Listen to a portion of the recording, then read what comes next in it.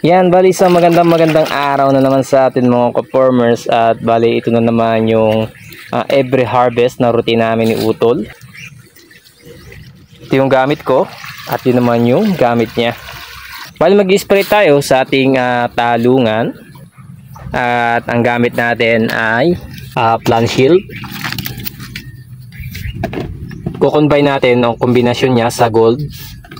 At yung ating pinakang sticker at foliar fertilizer ay si Mano Green. Bali ang gamit namin kay Mano Green ay 2 takip. Pagkatapos kay gold ay 40 ml. At kay plant shield naman ay yan 50 ml ka-farmers. Yan yung dosage na gamit natin sa ating talungan.